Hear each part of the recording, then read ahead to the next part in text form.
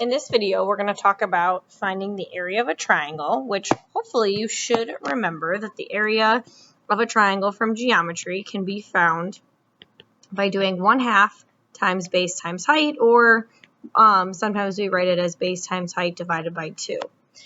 And that's great as long as you have your base and your height being perpendicular to each other.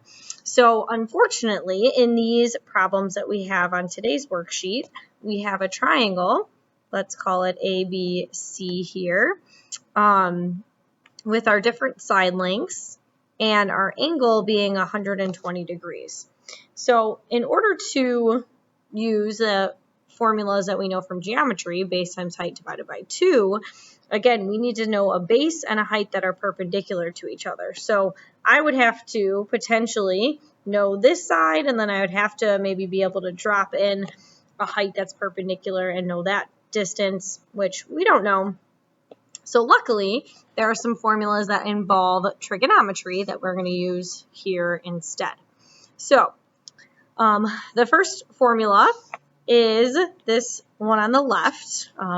You should probably copy down those formulas where we still have 1/2, just like we did in the last problem, but now we can see that again we have some trigonometry. So we have our side lengths B and C, and then the sine of A, or depending on which angle we're given, we can kind of switch out those sides. But you can see that all three of these letters in every formula are going to be different, right? We have A, then B, then C, or we have A, then B, then C. So you always are going to be using 3 different letters. We also have Heron's formula, which is this kind of crazy equation over there on that right-hand side, big square root. And it has, again, A, B, and C, which are our typical sides of our triangle. But then we have this new thing that's our S, and that's what we call the semi-perimeter. So basically, to find S, you find the perimeter, right? You add up the 3 side lengths, and then you divide that by 2, right? You take half of the perimeter.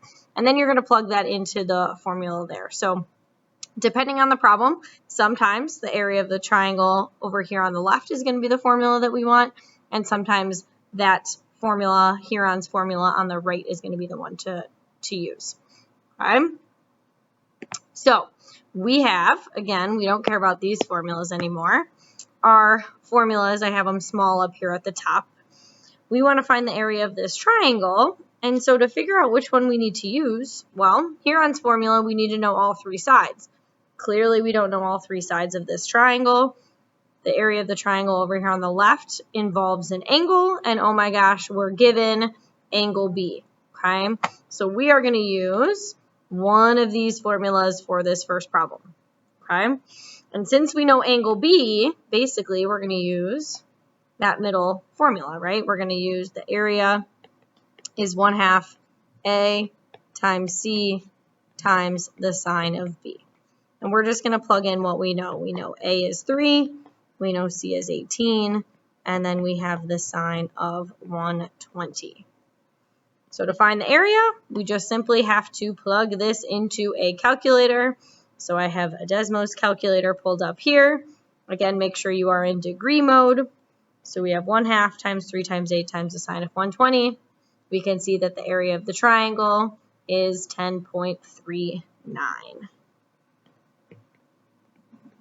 And we don't have units on here, but remember, anytime we talk about area, it's always units squared. So sometimes you'll have square feet, feet squared, inches squared, but here we don't have any units. We're just going to leave it as units squared.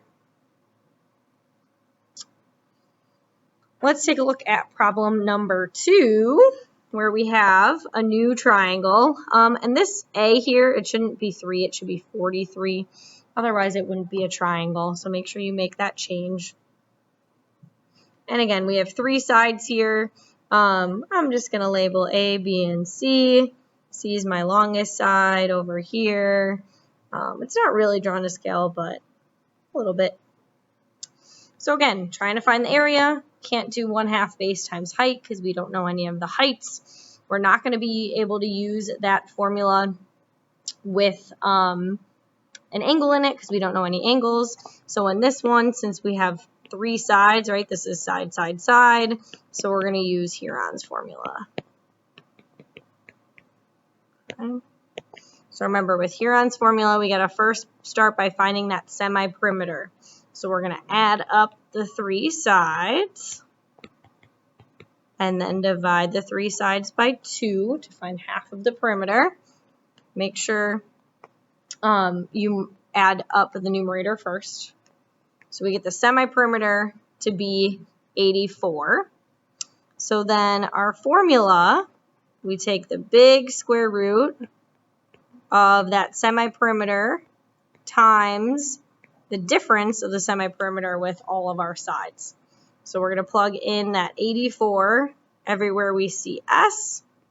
And then we're going to use our A, B, and C from up here for A, B, and C in our formula.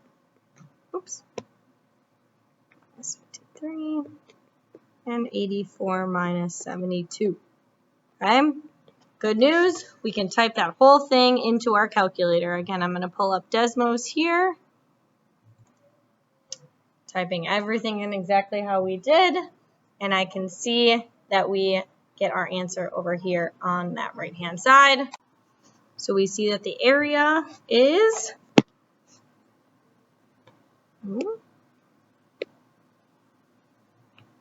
1131.89. And don't forget, again, we want to write units squared. So those are our 2 formulas, Huron's formula and the area formula using Trig, in order to help us solve our area problems.